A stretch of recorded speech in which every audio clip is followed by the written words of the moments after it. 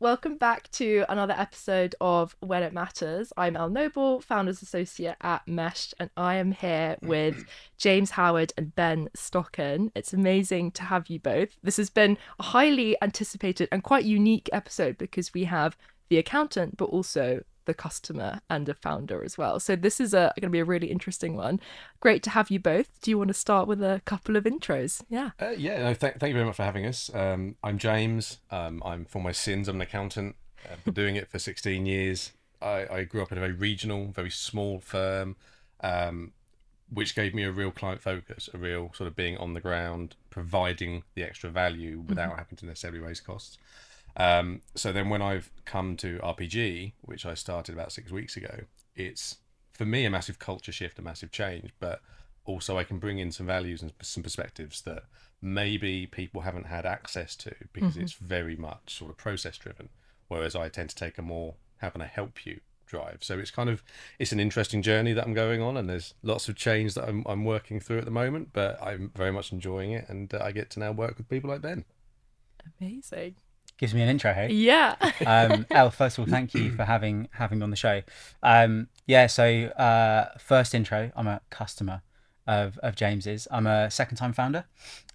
So I am founder of an in-person leadership development business called West Peak, and I've just launched Atherio, which we can talk about in a bit more detail. But essentially, yeah, like my domain of expertise for the last 20 years has been people, talent, and performance from elite sport through to business. So yeah, looking forward to unpacking some of that today.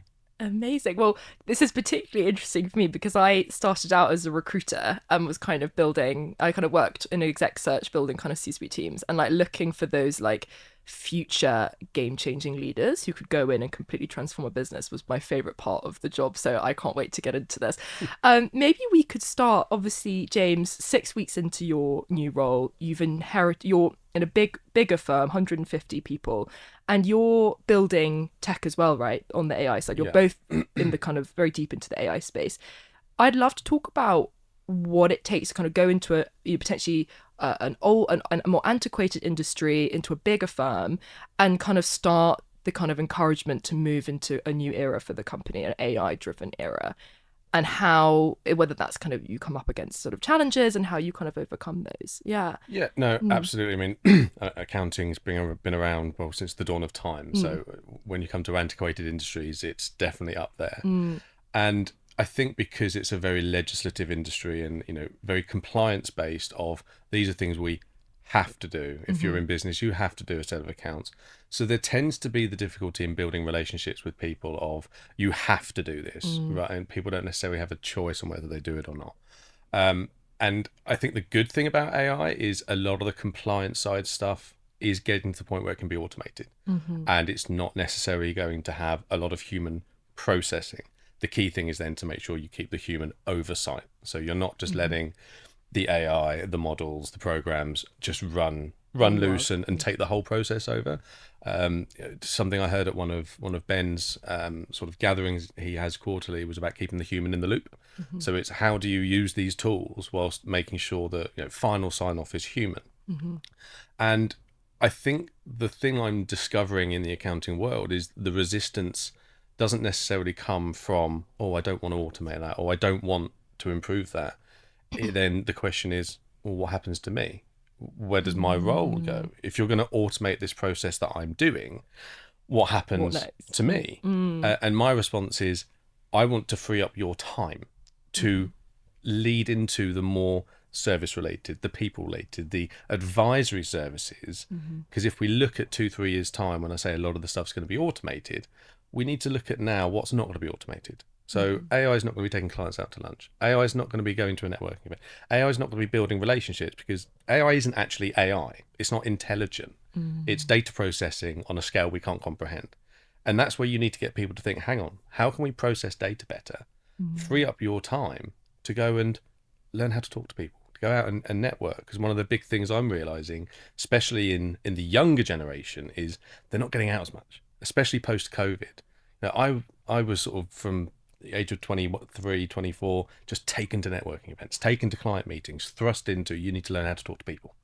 Whereas now they'd rather send an email, they'd rather send a text message, I'm like, just pick up the phone, just start having conversations, build relationships with people. So if we can give people more time to actually learn people, we're then going to be able to go, hey, yeah, we're using AI just like BDO or Mazars are, but also we're giving you more from a human perspective. And I think that's the challenge, is making people realize that we're not doing what the big four are doing and bringing in AI to get rid of people. We're bringing it in to find ways to make your jobs easier. I love that. So it's basically, it's demonstrating to them that this is going to benefit you in your career. You can spend time doing probably what you prefer, right? Relationship building, speaking to people, speaking to customers. So it's about showing the value add for them. Absolutely, yeah. And I guess, Ben, what's your take on this in terms of when you step into a leadership role? And it'd be really interesting to hear your take on how AI can complement this. When you're looking to make changes in a particular team, particularly in those early days, those first few months, what's your take on the best way to, I guess, start this change management, whether it's about AI and tech or other kind of cultural initiatives? I'd love to talk about culture more widely in a little bit. Yeah. It's a great question. I think change management is a really important phrase. And I've been involved in a lot of change management initiatives within organizations where I've been supporting them to grow their leadership team, grow their leadership and management capabilities ahead of a deal or a period of growth. And I think one of the first things is ask why. Like with AI implementation, with any change in people processes, like why? Are the stakeholders and the people who are making the changes, are they really clear and consistent and transparent on why this is a good idea?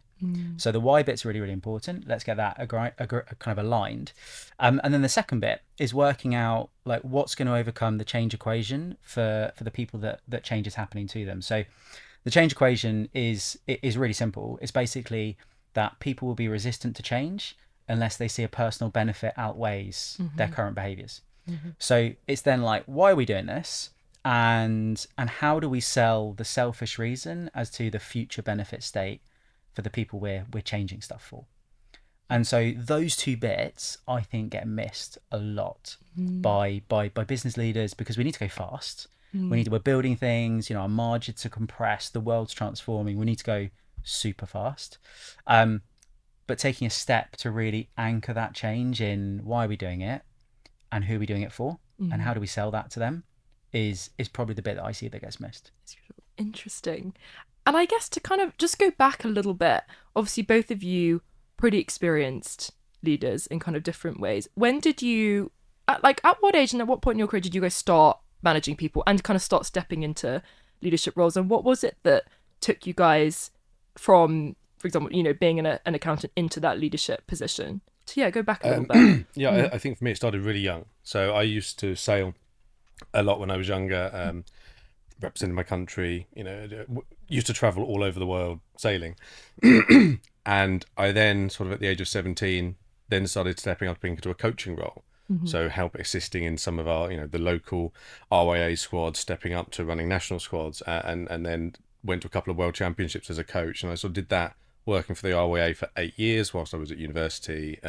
So it kind of was not thrust upon me, but I discovered something that I realised I had an ability to thrive in.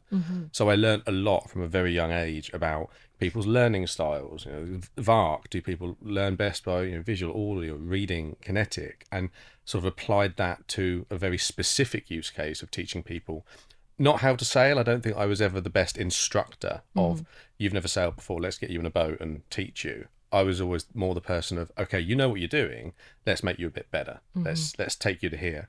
And I can remember very clearly, I think I was about 11 years old, and I was doing a coaching session being run by Ben Ainsley, who back then only had one gold medal. And we did some goal setting where you have to basically have a pie chart, you write down elements of sailing, tacking, tactics, all of this stuff, and mark where you were at the beginning of the weekend out of 10. And at the end of the weekend, we'd revisit. So I had this first insight into, let's track our progress. Let's see how we're doing. And I remember saying to him, yeah, but surely, Ben, if you're doing it, you would just put 10 for everything. And, 11-year-old gold medal Olympic sailor, he goes, I'd rarely ever put anything above an 8 because there's always something I can do better. Always. So like from for 28 years, I've had in the back of my head, this is great. How do we make it better? And that I've definitely carried through every process, every set of accounts, every client relationship. I'm like, cool, we're doing brilliant, but what can we just, what's that 1%? What's the 1% we can keep adding on? So I've always had this really analytical approach to, just because something's good doesn't mean we can't make it better. Stop just then. Whereas people tend to just focus on things that are going wrong. I tend to go, well, things are going wrong, we know they're going wrong. Let's just deal with that. Let's look at the things that maybe we're not looking at and see how we can squeeze more out. I love that. What about you, Ben? That's great. I don't have any Ben Ainsley stories, unfortunately. Yeah, so mine's probably quite a typical one, which is identified as a strong individual contributor in an organisation. What's the route to promotion and the next role and the pay rise? It's, leading a team. And so I was working for England Rugby as a performance and development coach. And the next promotion was to be responsible for a regional area. And I was 23, 24. And really wanted the promotion, like hungry for development and improvement. Didn't really at all think about I was going to be responsible for the performance and well-being for a team of 3 people. Those 3 people were vastly more experienced than me, had more tenure, older, etc. And so, really, I was really green as a manager, got that promotion thrown straight into the deep end, given some metrics, some KPIs, etc. about growth within that area from a rugby development and performance perspective, and screwed it up massively. Like completely screwed it up, in terms of micromanaging at one point, and then just being completely the other way at other points and trying to work out what was working and what wasn't, trying to be probably over formulaic in terms of my approach across each of those 3 individuals, rather than seeing the individual for themselves and how to lean into what makes them tick, what motivates them. And so I learned the hard way. Made a bunch of mistakes in that, and then ended up having a conversation with my director, who's a fantastic people leader, and her feedback was like, why do you feel like you need to be different, just because you're in a management role? Like, the reason you were promoted was because we saw these skills in you. What we need to do is we need to give you the opportunity to grow a different skill set, but still be authentic to you. You don't need to be that wear that manager hat. And so that was a real iterative process over a number of years. And yeah, I still remember the 3 guys that I led, walking into that office with the 3 of them there for our first team meeting, and I could see the looks on their faces was pretty much like, what the hell can you teach us, Ben? You've got less experience, less tenure. How old were you? I was 24, and they were probably mid-30s at the time. And so yeah, that's a big challenge, but that's not unique. The current data tells us that 80% of new managers never receive any formal training in industry. Really? 80%. This is industry wide. Yeah, industry wide. It's actually 82%. Of managers receive no formal training on how to be responsible for the performance and well-being of another human being.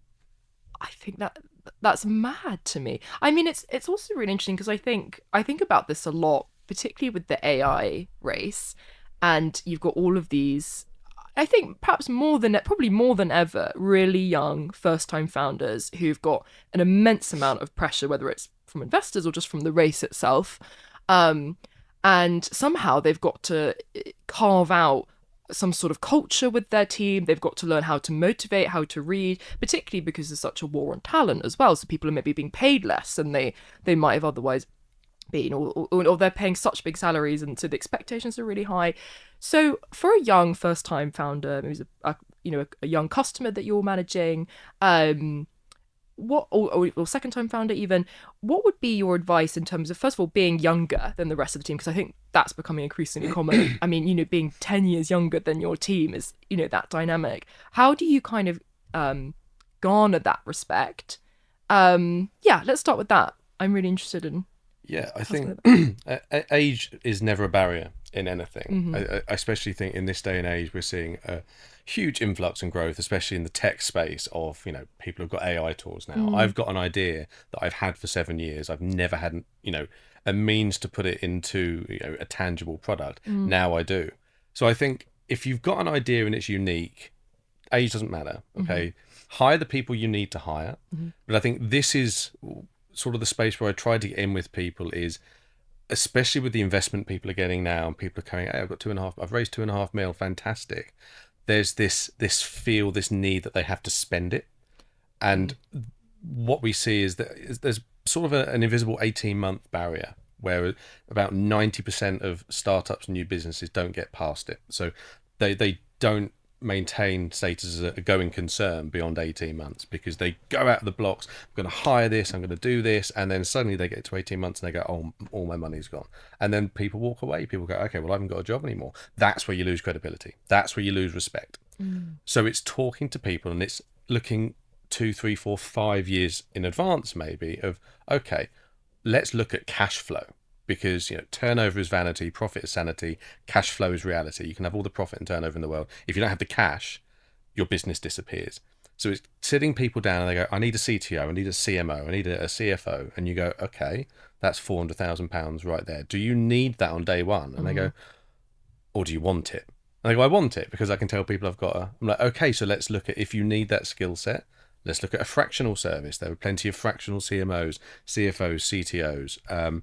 And you go, we'll run it like this, we'll get you fractional service until you get to the point where you need more than 2 days a week because we've sustained that growth and that client role.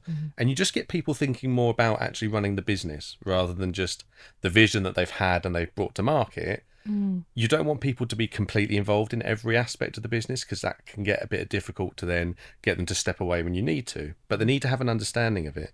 And if you say to them, if you spend all this money, you're going to disappear in 18 months, that's a very eye-opening thing of, okay, I want this to last, and think that's what most founders need is just someone to be a bit realistic and go, sit down, slow down before you speed up. Whereas a lot of investors, say, oh yeah, brilliant, no, we'll spend this. You spend money to make money. It's absolute rubbish. You spend money to go out of business. You know, it's need versus want, which is you just have to get people to open their eyes to. I think that's such an important take. I feel like I see that. I mean, obviously being part of Mesh, we're quite plugged into the startup world. I hear this all the time about people spending like crazy. I'll never forget when I was recruiting for a biotech startup in the US and they'd received, you know, I mean, biotech, you know, VC is crazy, hundreds of thousands of pounds, and they'd refurbished the most beautiful office all in the kind of brand colours, and then literally 2 years later they no longer existed. I always think about that. You know, we need to take a step back. What are your thoughts, Ben? Yeah, like this is such an interesting topic because I think my first business, like as a second-time founder, I'm very different in my mentality than what you've just described, James. And I think it's that so first-time business I completely bootstrapped. I had a bonus check from being employed, build that business, reinvested profits grow. So every single pound in that business had to sweat and return some ROI. Like, so that there was no investment there. And then with Atherio, we've raised our pre-seed round. So, you know, we've raised investment. It's a complete angel round. We've raised investment from angels for a pre-seed. We're pre-revenue. MVP is just being finalized now. When this goes out, will be finalized. And so really we've raised money on track record, domain experience, and an idea and a concept and a sales pipeline. So we've got paid pilots signed up. So I look at our treasury account. You'd be pleased, proud of me, yeah? Treasury account, very good. I look at our treasury account, and actually the conversations that I'm having with myself are actually, I know the realities of burn rate and cash flow and looking after that money. But I guess, like, conversely, in my head, I have this this barrier I need to overcome that actually I need to spend. Like, so we're not going to hire, like, you know, a full-time CMO or refurbish our offices or buy everyone Teslas. But can we? No. Okay. Yeah. But actually there's a potential risk, I think, in founders that are of like my generation that have done businesses before that weren't investor-led businesses, that actually I'm quite frugal.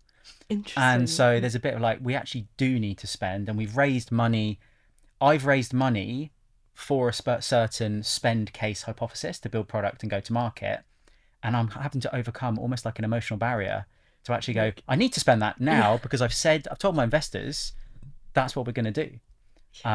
So it's an interesting kind of duality, I think. That mindset shift from bootstrap to VC backed. Let's talk about your product. I know you guys just came out of stealth mode. Huge congrats. Thank you. What was so you guys been out of stealth for a week, right? Yeah, 2 weeks. 2 weeks. 2 weeks. Yeah. So I actually, I've got my accountancy partner next to me, which is fantastic. So just made sure as I'd ideated and created I knew the problem. So I've been in the people and talent domain for 20 years, had an in-person traditional, leadership development business. So I understand the problem, I understand our ICP, and the solution has come to me through that validation process of living it and breathing it. So in creating the modeling of is this actually a viable business? It was really beneficial to have conversations with James about what does our 5-year forecast need to look like? How do we present that in front of investors in a credible and meaningful way? But actually, Atherio in itself, it came out of a frustration that I've had in personal development within the business world, globally, which is that, as we know, only 18% of managers and leaders actually get any formal development. That 18%, that lucky 18%, often that's one workshop or a bunch of workshops at some point, or go and watch some videos on our LMS, and that's your lot. And I know from being in the marketplace and looking to solve that problem that you have a forgetting curve. So you go and learn something, you then get back into your day-to-day, and you're tired, fatigued, under pressure, and so you kind of revert to type and you lose access of that knowledge in real time. So the concept of Atherio is that we're putting Yoda on the shoulder of every manager 24/7. So we're looking to democratize leadership development by creating an intelligent platform that knows your context as a leader or a manager in your organization. So it's specific to your organization, and it's delivering really intelligent coaching prompts just in time to you to help you get performance out of your team and improve their well-being. So yeah, we've got paid pilots kicking off in January, and our waitlist is growing. So people can jump on our website and join the waitlist. That's so exciting. And I guess, so just to get an idea of for real life examples, so say 5 years down the line, I'm at Mesh and I'm hiring for 3, I've got a team of 5. Let's say I'm struggling with underperformance. People just are lacking motivation. How would I use, how would this L&D platform kind of come in? To play? Yeah, great question. So the first thing is actually there's a really important thing in learning right now and in business, in all applications we use and all tools we use, which is we need to reduce friction. Right. So you're not gonna none of us really want to log on to another platform, another thing in our tech stack, full stop, whether that's in the accountancy world or the learning space. So Atherio is there operating within your day-to-day workflow. So it's in Microsoft, we're in Google, it's within your communication platform embedded. Already, it's embedded. So we're there as your guardian angel, analyzing how you're interacting with your team members, how they're interacting with each other.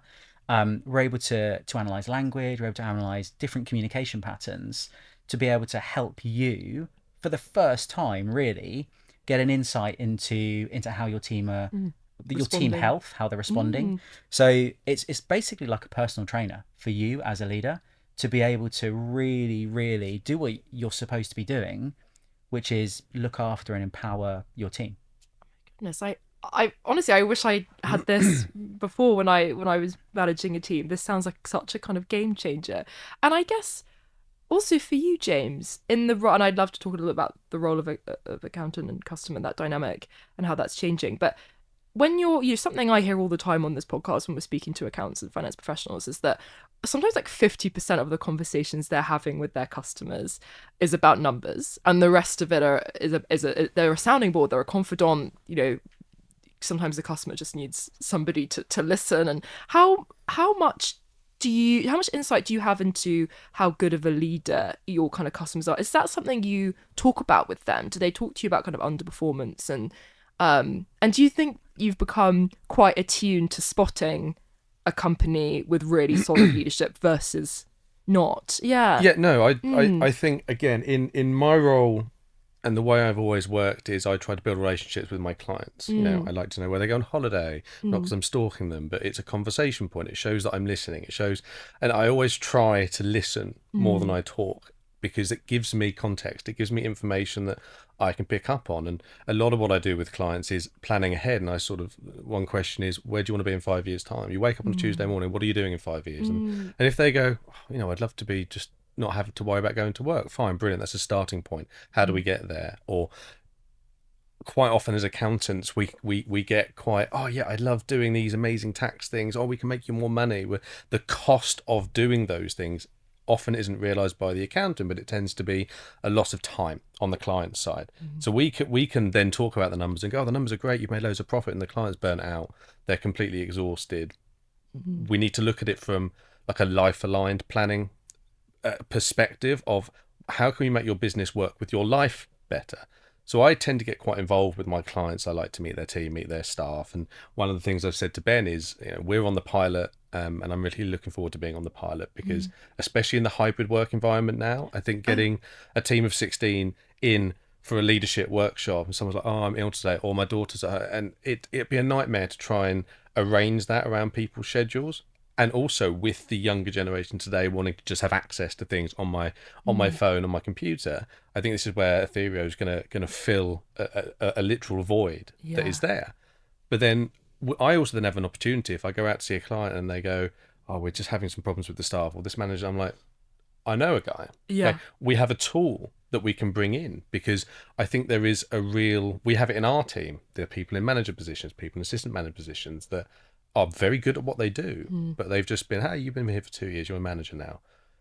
No formal training. Now? Yeah. And I've done lots of assessments on my team of, EQ, Belbin roles, skills assessments to try and build sort of a portfolio and a profile. And the one thing that has come out across the board is, board presentation skills, relationship management. It's all these softer skills that actually it's not you're born with it or you're not. It's some people are just born with charisma and just go and talk to anyone at anything.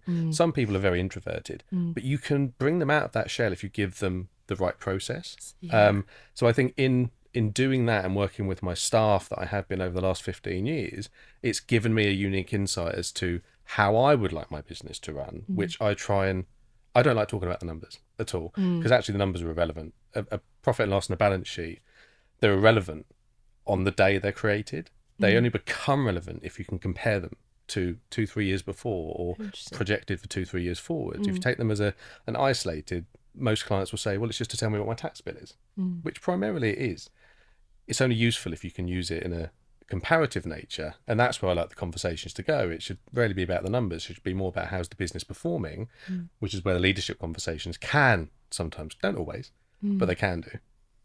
I absolutely love the sound of what you guys are building, and I want to try it as well. I think in terms of when you're kind of a first time founder or kind of first time manager, what are some of the, in both of your opinions, what are some of the kind of common slip ups that can happen where things that people don't consider when they go into leadership positions, really common errors or kind of cultural wrongdoings, and this is the kind of thing that would get picked up on, right, with the co-pilot.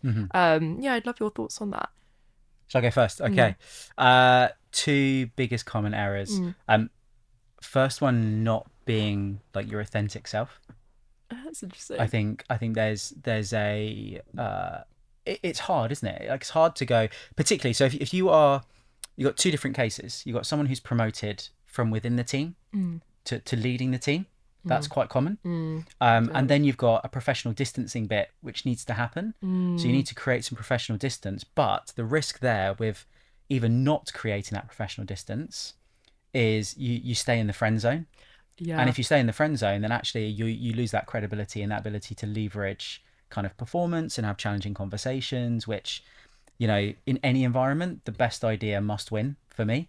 And it's about creating an environment where everyone's free to have that positive conflict. There needs to be some conflict and some edge in every team, I think. So the best idea does bubble to the top. So you can either, if you get promoted, you can either stay in the friend zone and you miss out on that. You have a lovely environment, but you never really achieve what you could. Or you go the other way and you become quite autocratic, quite distanced, and you create this kind of false persona of I'm the manager or I'm the TL. And again, what does that do? It damages your credibility because people they see through you because they know what you were like yesterday. And then also that's very hard to keep up. So when the veneer breaks, it's then what are you left with again? Well, you're left with an awkward distancing and a lack of authenticity. So and both those also apply when someone gets brought in from outside. So when you're recruiting people in, they inherit a team, they can go friend zone or they can go to stranger the other way. So you've got to get that right. And I think the best way to get that right is to be really authentic and to seek to understand before you want to be understood. So if you go into your team and you're like, right, this is a fresh start. There's a brilliant book called When by an investigative journalist called Dan Pink. And he investigates like optimal timings for things. And he talks about a restart of a team is as good as a start. And we do that all the time. Like coming up to Christmas, New Year is a restart. End of the quarter, restart. End of a month, like weekly, we restart on a Monday. I'm going to go to the gym or I'm going to eat better. And actually it works psychologically because you can restart a team at any point. What it takes is for the leader to get that team around them and say, right, like, what do you want to achieve? What do you want to achieve? And how does that fit into our kind of corporate team goal? And once you've got that, once you seek to understand, then you can seek to be understood. But I think a lot of people can fall into that trap of missing out on that. I love that. That's very good. Yeah. I want to write this down. You've practiced that in front of the mirror, haven't you? Yeah, lots of time. I think so. I sort of want to just pick up on something that Ben said, is because I was going to say conflict. So conflict is the big thing. It's conflict resolution. It's conflict management. And I think you do have that issue sometimes where you've been working in a team with someone and you're all on par, and then suddenly one person is put up and other people, they instantly go, why wasn't it me? Yeah. Okay. Or why are you now telling me what to do? Instantly. And the thing needs to be is they need to understand this person's probably done something to elevate themselves up. So rather than being annoyed, frustrated, jealous of the fact that they've been elevated, you need to ask the question of why were they elevated? What can I do to be elevated? But I think that comes from a top tier management perspective of if you're just dishing out bonuses without reason for them, if you're dishing out promotions without reason, you're creating a conflict that actually can't be resolved. So it comes down to transparency of information, transparency of message, transparency of journey, and just telling everyone, hi, Gemma has been promoted to assistant manager because they have done this. Interesting. Suddenly you remove that conflict because people go, oh yeah, no, actually that was really good. But I think, so I did a conflict assessment of my team, and I found out 83% of the people in our team are, they're collaborators. So collaborating is, no one really wants to make a decision. Everyone wants to make sure, do we all agree? Do we all agree? Which is great. If you're setting out a set of accounts and they've got to be spot on, absolutely. We need to have people that can collaborate and go, we've got one person who's a compromiser. So that's the person that will go, you know what, we've got to get this out the door. We're going to knock that off. We're going to that's the compromise to get out the door. And we've got one person who's a completer, which shocker is me, of I don't care whatever you think. This is the best idea. This is why we're going to do it. So we have a little bit of an issue for speed of decision making. So when everyone wants to have a discussion about everything, decisions don't get made quickly enough. People then get frustrated that things aren't getting done quickly enough. So it all comes down to that transparency and communication. If you remove the conflict, you don't have any conflict to resolve. But you need to have a balance of, you can't have all competitors going, my idea is best, or all compromisers trying to compromise on the same thing they want. You've got to have balance. But if you don't have sort of transparency about the conversations you're having, you're creating conflict for the sake of it. So the best way to resolve conflict is not to have any, which it obviously is impossible. You're always going to have it. But you've got to look at how do you remove as much conflict, and then you deal with the things that you really have to. And then you can train people to deal with, this person's not turned up to work, or this client hasn't sent their stuff in. How do we deal with that? Deal with it on a case by case, rather than just going, oh, we've got a load of conflict we've got to deal with. That's so interesting. I guess actually on that, when you're managing a team and you've got, what sounds like very different personalities, different kind of archetypes there. What was it called? A conflict analysis, and you've got all these different personas. Yeah. Yeah. I think also you touched on this earlier as well, Ben. How do you, in terms of like the management style, having like a blanket versus a really personal kind of way in which you manage each person, how do you understand how best to manage that person without asking them, how do you want to be managed? Because when I had a startup, I used to ask people who joined, I'd be like, how do you want me to manage you? It's the most useless conversation, because they probably don't even know. You have to kind of pick up on that yourself. So how do you guys, learn how best to manage? How do you learn to analyze your team members and work out what they respond best to? Yeah. Talk to people. It really is as simple as talking to people. So in the accounting world, I always say that the biggest step people have is not the 4 years of training they do. It's the 2 years post-training. So because everyone suddenly goes, hey, you're qualified now, go do that job. But they're like, I've not spoken to that client before. I've not done this before. What do you mean you want me to put a report? No one develops the soft skills until there's a need for them to develop. And I think the moment you go to someone and go, how do you want to be managed? There's the opportunity for manipulation there. Not necessarily saying people are going to manipulate, but there's the opportunity for someone to say, I don't like being shouted at. Please be really kind to me. And if you're then always having to pander to different management techniques or different requirements and requests that people have made, that makes my job as a manager impossible. Yeah. Because I can't be my authentic self if I'm having to hairdryer treatment this person and cuddle this person and go, it's okay, you're going to be all right. Yeah. That doesn't work. No. So you have to talk to people and build a relationship. And then, as Ben said, you've got the friend zone, professional distance. I will take all of my team out for a beer if they want to. I will socialise with them all. But I'll also, if something hasn't been done right, I won't scream, I won't shout. I'll go, right, this is wrong. I need to fix it. But I give my team a lot of freedom to do things their own way because I have no issue with people failing. I actively encourage it because I think you learn more from failure than you do from success. Because again, with success, like we were saying, people don't look at the ways you can make it better. Failure, people go, oh my God, there's something wrong. So we can learn a lot more from failure. And I like it when they go, I tried this and it didn't work. I go, not a problem. We're not going to do it again, right? But thank you for trying something. Let's learn from why. And I think the moment you give people that freedom and you just learn to take the time to get to know them, managing them becomes easy because you're not suddenly a dictator. You're not someone that is just talking down to them, going to pick them up on all the wrong things. You're someone they can come to for a chat. But they know that they're accountable to you. And I think it's a hard balance to find. And it doesn't always work. And you're always going to have people that sort of style of management doesn't work for. But I need to be my authentic self. And that is just being like on the floor, just open, let's talk, but know that I'm going to give you a bollocking if this goes wrong, but we're going to explore why. And I think the only way I can manage people that way is coming to them going, hi, I'm James. Let's talk. I want to get to know you a little bit because it shows that I'm invested rather than just this autocratic sort of dictator that's just there to keep them on track, which I am, but I want them to enjoy what they do.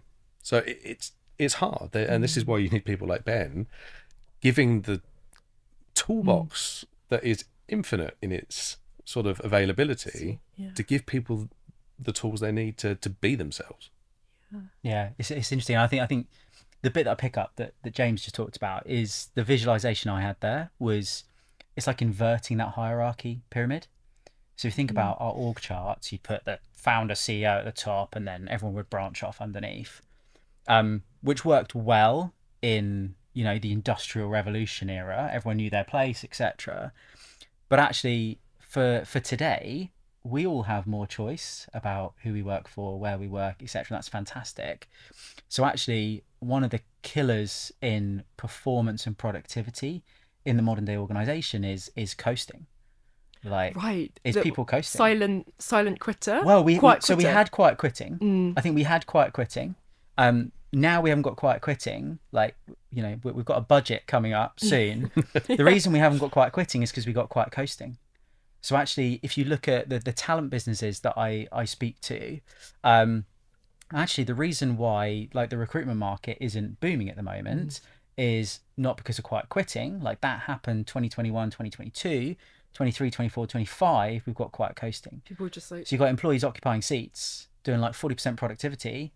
And no one knows Yeah. which is one of the use cases for Atherio, again, because then people's engagement levels and how well you can help them perform better. But that comes if their perception is that they don't do meaningful work and have a part to play. So I think a lot of what James has talked about is like inverting that hierarchy pyramid to put you as a leader at the bottom and your team members above you in an authentic, genuine way, and say, look, you're here as individual contributors to be excellent at what you do. My sole role as a leader is to enable you to do that. Part of that is like, I'm going to be direct at some points, like when the situation requires it. This is the escalation process in terms of, how I'm going to have to hold you accountable for poor performance or not achieving what you said you would. But at the same time, this is what affirmational feedback looks like, and praise and rewards, etc. And so I think the way you phrased it is exactly right. And the secret cost to every business right now is people coasting. And it's about understanding why people are coasting. And in the businesses that I speak to, like day in, day out, the reason is that those leaders and managers haven't dialed into actually, like, how do they get that messaging consistently through to their employees? This is your part to play, and this is why the work we're doing as a business is meaningful. And you matter. Yeah. It's interesting because I've always said the same thing of, like, if you flip the pyramid, I say, you don't work for me, I work for you. Because actually my job is to create an environment and a setting and systems and processes that allow you to do your job. And I like to think I'd never ask someone to do something that I wouldn't be willing to do myself. So it's not from a place of, I'm better than this. It's allocation of skill set. I need you to do this because I need to do this other higher value thing over here, or I need to go. So it's not a case of I'm never going to do that. It's, this is your role. Please let me know if you've got a problem. And I think leaders need to be seen to lead. So, and quiet coasting, that's not an employee issue. That's a management problem. If there's quiet coasting, I have enabled that employee to coast quietly.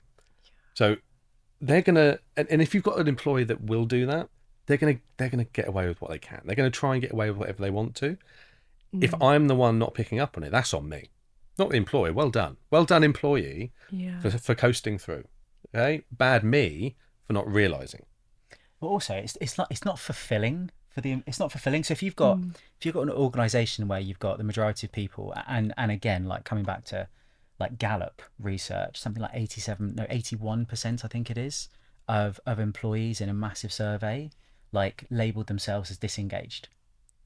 No. Yeah. My goodness. And so you've got disengaged employees, you've got undertrained managers, you've got tightening margins, you've got the world's transforming faster and faster, we can throw AI in there, etc. And you can see how hard it is for businesses right now to thrive, to grow, etc.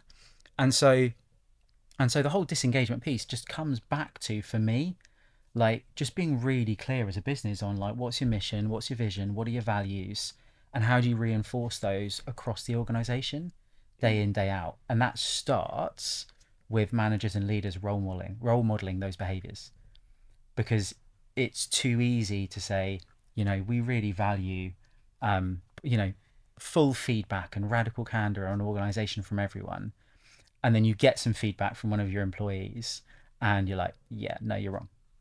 I think if you have to tell people you value them, that is the first red flag that you don't. Yeah. It's like saying, trust me. Honestly, you shouldn't have to tell someone their value. You should just show them, and they should inherently, I think, feel it. And the moment you have to reinforce it, I think that's a failure of your ability to show them that they're valued. Yeah. This is so interesting because I think I often think about like building culture, particularly in early stage businesses, and I feel like I'm so lucky at Mesh. We have such a good culture, and I think something that our three founders do very, very well is that even though obviously we're working quite long hours and like we're moving at a very fast pace, we feel each of us feels incredibly appreciated. I think maybe more so the kind of going up from value to really appreciated. And I remember thinking, I think that is one of the reasons why I am always so excited to come into work. And I guess for you guys, particularly thinking about remote teams, accountancy practice potentially going under a shift in terms of using more tech or going from compliance to advisory, what are some kind of easy things that most teams or most leaders can kind of implement to just increase that engagement, motivation, and just have people having more fun and just having a better time? Because I also think, to take people on the journey with you. So yeah, don't make it this is what we're doing. Involve people in the process yes. So we're doing exactly that at the moment. We're looking at creating some new service lines within our team, and to do that, I did this raft of assessments. 111 skills that I got everyone to assess their current ability on, but then B, their interest in it, so we can identify what we call a skills gap. So if we've got people with 0 skill but 5 interest, that's low hanging fruit. That's someone who's got no ability but they really want to learn it. So we need to grasp onto those. Whereas if we've got certain skills that we know we need but we've got 0 interest or ability, that's a difficult one. Someone's going to have to. So we identify people's strengths and we identify people's weaknesses. And I don't like the word weaknesses, shortcomings, whatever you want to call it. Areas of development that we can help them with. And then we've sort of mapped that to these new service lines we want to put out, and we've got, what do we need in these service lines? Or we need these roles and we need these skills. So suddenly we've got this assessment data and we can go, right, we've got these 3 new service lines. These are the 9 people that are going to head them up. And these 4 people have shown interest in these. We need you to just upskill in these areas, and then we want to bring you into them. So you're giving people involvement and you're giving them insight as to the what's and the why is. Don't just tell people that something's happening and have them go, why are we doing that? Being very transparent. This is where we're at. I want you involved in this service line, but I need you to go out and build your board preparation skills, build your relationship management skills. If you can get those, you've got the technical competency, but this is a client facing role. So we just need to develop those. So you're giving people incentive and you're giving people a mountain to climb, and they know there's a reward at the end of it, rather than just going, all right, we want a service line out. You're not busy, go and do that. And that'll be a failure. And you won't know why it's a failure. Whereas if any of this stuff fails, I will know almost instantly, because it's all being powered by AI, but it's being run by people. So as soon as you involve them in the process, they don't feel like they're being dictated to. And again, it's probably the simplest thing you could say about all of this. It's about communication. Yeah. The more you communicate, the less conflict, the less questions. And you don't have to have those awkward conversations of why, because you've already told them. Yeah. That builds culture by itself. People that go, I'm going to build culture, you're never going to build a culture. Culture comes from people, and it comes from interested people that want to be somewhere. You can't build a culture if you've got a load of people that are just disinterested in being there. It doesn't exist. So you have to let the culture build itself by putting the foundations of that communication and that transparency in, which for me is quite hard coming into a larger firm and trying to change that. But it's also quite an exciting, sort of daunting task. Yeah. But as well. Can I agree and disagree? Absolutely, please. Yeah. Okay, cool. That's what I do. I'm going to disagree that you can't build a culture. I think you can. I think so. The best definition that I've heard of culture is that culture is an artifact of relationships. So I completely agree with you there. Yeah. It's the thing that's left over after a relationship, and a relationship can be one conversation. So we can have one conversation, like we just met today. Like there is a culture in that relationship. There's a culture in this room between those of us that are in this room. That has been built in the last hour we've been together, but it was accidental. Yeah. So I think you're going to get, if you try and force a culture, you won't necessarily get what you expect. Probably a better way of putting what I think I was trying to. Yeah, no, that's why I said force culture. That's why I said disagree to agree. Like I'm agreeing with you, but I'm being a bit contentious. Just I like a bit of positive conflict. Love a bit of spice. Love a bit of positive conflict. You're counting. Crap. Rewind it. I completely agree with James. Everything James said, he's right. So do you know what I mean? Like there's an artifact at the end, whether you like it or not. So whether you show up as your best self or your worst self, you are reinforcing the culture of the relationships. So once that happens, so like you talk about like the great culture you've got and feeling appreciated, that isn't one rep that achieved that. Actually, that is multiple reps, reinforced behavior over time, where those artifacts are like planted like little seeds, and then they get harvested later down the line. So actually a lot of like good, consistent leadership and management behaviors equal great culture. But when people experience a great culture, a lot of those behavioral seeds, they were planted months ago. Yeah, you can't fix a bad culture with pizza and beanbags. Yeah. Yeah. Damn it. Can I change the spend on? Okay, that's fine. As long as I'm invited, you can spend what you want. But I think you can't mask over. No, you can't band-aid over your which a lot of companies I think try and do. They go, oh, we're going to scream, we're going to shout, we're going to have a really acrimonious environment, but we're going to take you out for lunch once a quarter, and yay, look at us all, we're a family. No, you're not. You're your toxic family. You're probably like most families at home, but you can't wash away lack of culture by being present. That's so interesting. And something that you guys both spoke a little bit about is how the why, right? Like, why are we doing this? And like asking their opinion, getting them involved, and not just being like, we're doing this.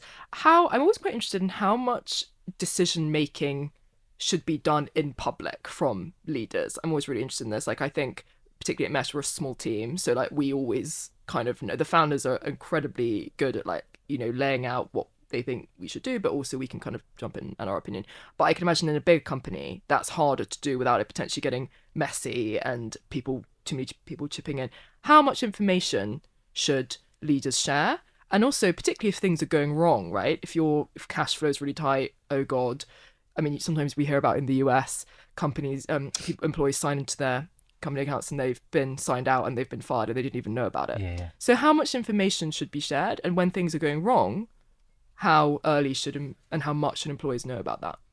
Again, this comes down to transparency. Yeah. And I think obviously there is a limit to how much you can or should share. I'm not saying give everyone access to all partner meeting transfer, and there are limits.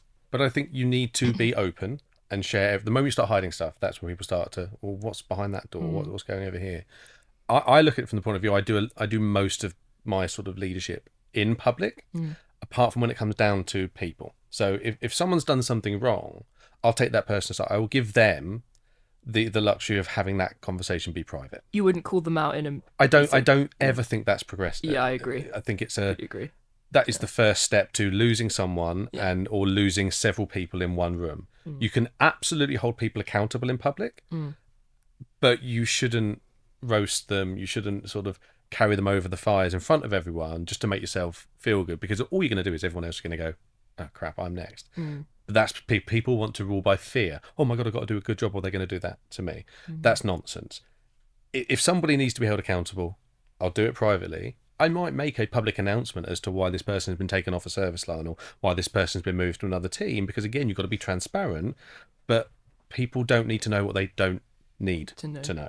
But I think that's the job of management, is to decide, what do people need to know? What don't they need to know? And you're not always going to get it right. No. Sometimes you're going to share something that, maybe you didn't need to know that, or you're not going to share something, but we need to learn. So it's for management, it's a constant progression as well. But I'm a big believer in transparency, because that builds trust.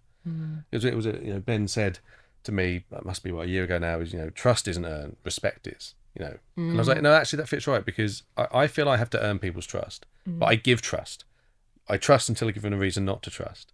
Ben was like, no, you don't need to earn trust. You should be trusted from day one. Respect you need to earn. That's so interesting. Yeah. And I've carried that. You've learned some stuff. I do listen. I feel heartened. Quoting. Yes. This is great. This is great. I think it's a really interesting, like, how much is healthy to share is a really interesting topic. And I think it comes down to a read on what sort of environment you want to create and what sort of environment you have in your organization. So I've had times in business where I have known that cash flow is not great, right? Have I shared that with my team? Hell no. Yeah. Hell no. Like, I need you to do your best work right now. Okay, that is the time where I need to be like, like that swan or that duck, like going frantically underwater. But everything's cool. Like, we're good. We're good. As long as I can, authentically see a way out of that, and I can see, and like really, really candidly, like last year, 2 elections in 2 of our core markets and my other business, like, one general election in the UK, was it last year? Yeah. And the US election, like Q2 and Q3 were like super soft from a revenue perspective. Interesting. Yeah. And I can see the war chest diminishing, and at the same time there's a role and a responsibility as a leader in that organization to be like, look, this is a challenging time right now. Everyone can see sales targets are not being hit, etc. But we've been good stewards of the company's finances. There's a war chest. What we need to do now is I need to focus on X, Y, and Z. So I think there's discerning what's the right level of transparency that people in their roles can understand, and then about refocusing people on what they can actually control and influence. So if there's a bunch of stuff like comes back to like Stephen Covey's circle of control and influence in the amazing book, The 7 Habits of Highly Effective People. I've heard that's amazing book. Like, get it on Audible. It's incredible. I'm like 4th time round now listening to it at the moment when I'm running.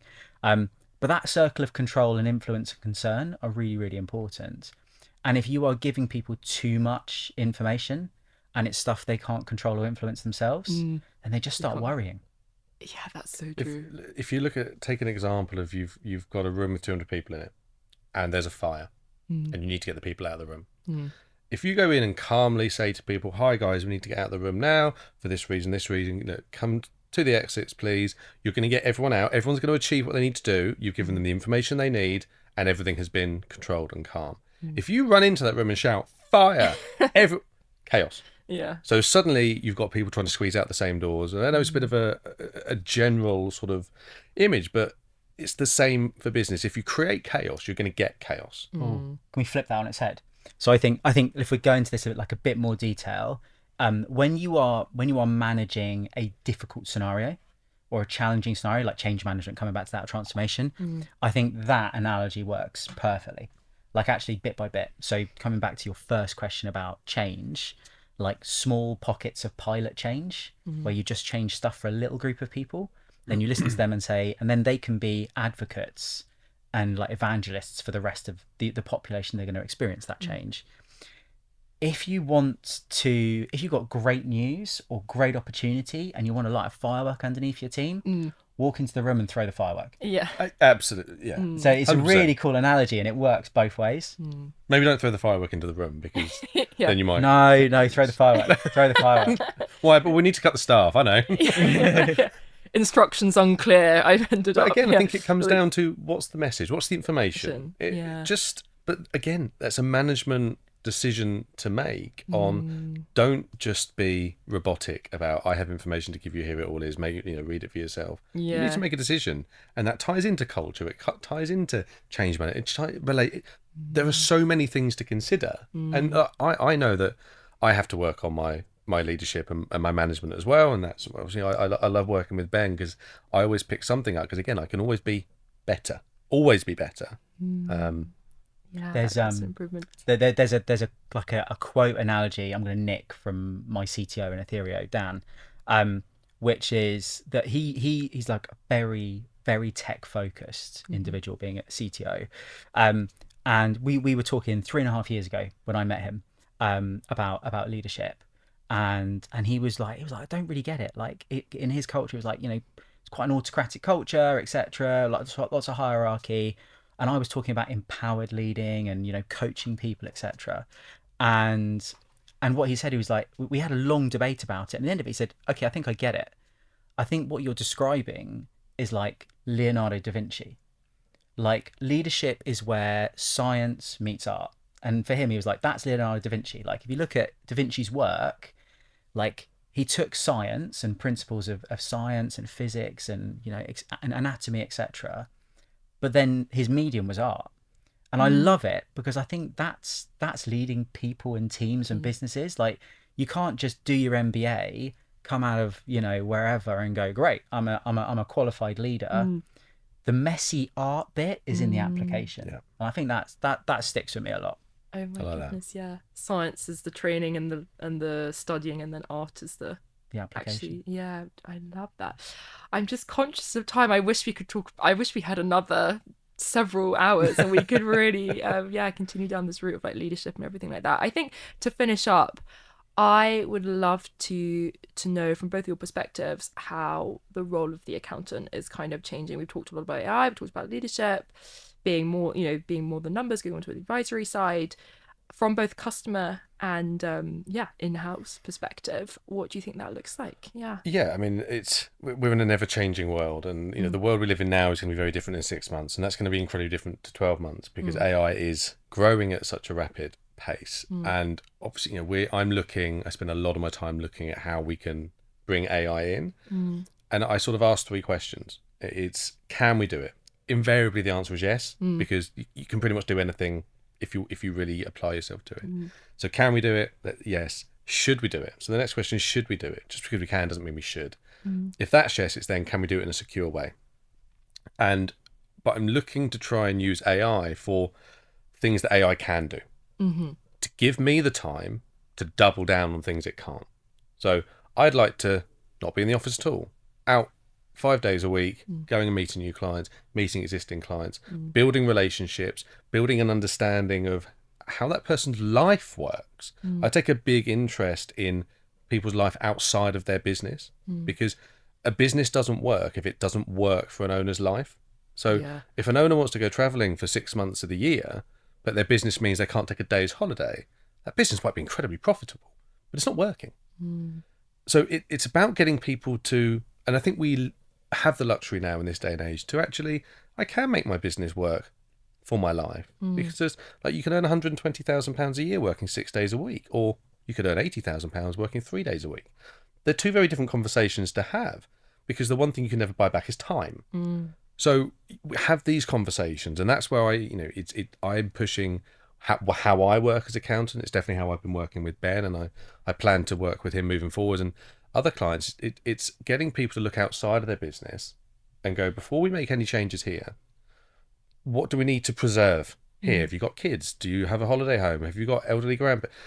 What have you got that we're trying to preserve to make sure that this doesn't impact this? And that's where, AI for me is not going to do that part. Yeah, definitely not.